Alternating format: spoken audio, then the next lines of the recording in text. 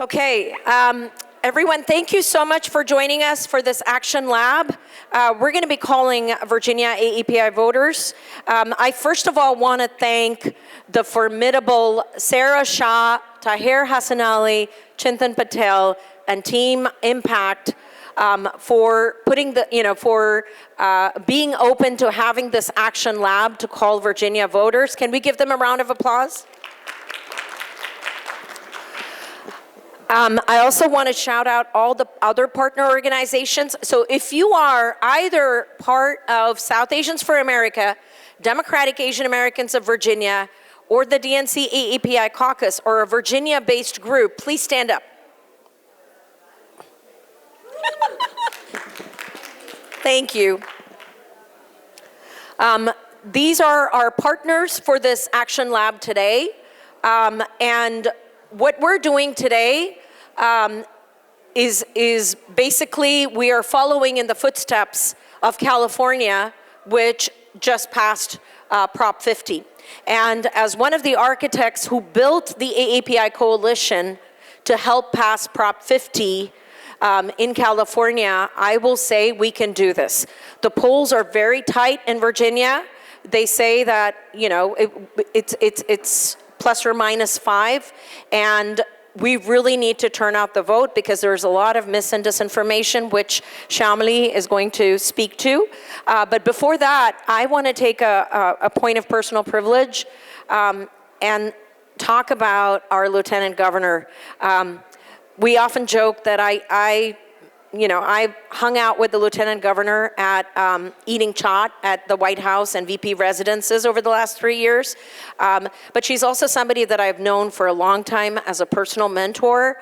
SAFA was one of the first organizations to canvass for her, phone bank for her when she first ran for state senator, becoming the first Asian American and Muslim woman elected to Virginia state legislature. She's also the first Muslim woman to be elected to statewide office. But Lieutenant Governor Ghazala Hashmi is so much more than that. She has always been the underdog. She is incredibly progressive.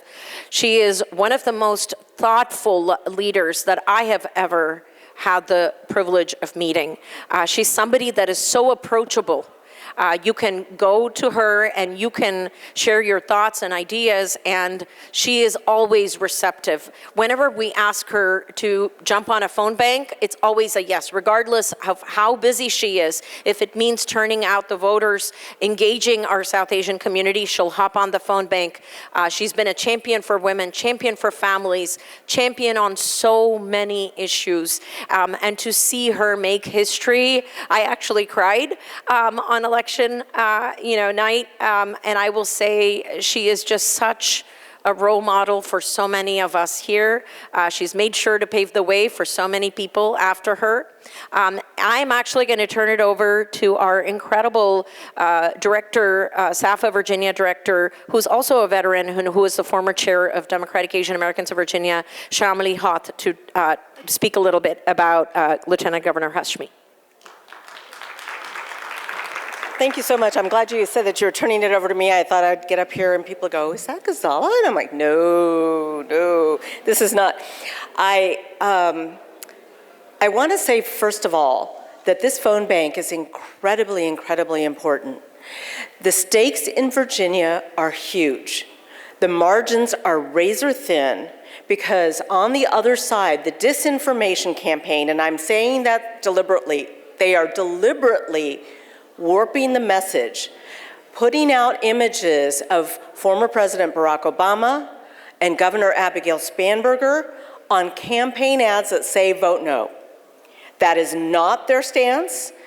We have tried very hard to fill the airwaves, the mailboxes, the text boxes with a vote yes campaign because we know that Virginia needs to get this passed. We need to level the playing field across the US. Right now, as my Congressman Walkinshaw says, what Trump did was make it so that Democrats have to go uphill when Republicans can go downhill. All we are trying to do here is bring this up so we are all on a level playing field and we can win, okay, when we have a level playing field. We need to be able to hold people accountable in Congress. So this time that you're spending now is critical and important, and I thank you for stepping up for that. There's a rumor that our lieutenant governor is a mild-mannered English professor. Well, she is that, but as a daughter of an English professor, I know how fierce they can be and how well they can get things done. So I have watched Lieutenant Governor Ghazala Hashmi, when she was running for office, go out to rural parts of Virginia and talk to people who thought they had nothing in common with her and win them over. I have seen her come up into Northern Virginia, from Central Virginia. Northern Virginia is a whole different bailiwick, and bring so many people to their feet in support of what she says. I have seen her build coalitions across Virginia and defeat people who thought they were in the inside track, because we know that a lot of times people who have faces that look like this are not considered the insiders, are not considered the candidates who should be winning. There are other ones who are handpicked, who are pushed forward, and often we are not lifted up. She beat them all in a primary. She went on to win decisively last November. And will you put your hands together and welcome our Virginia Lieutenant Governor, Ghazala Hashmi.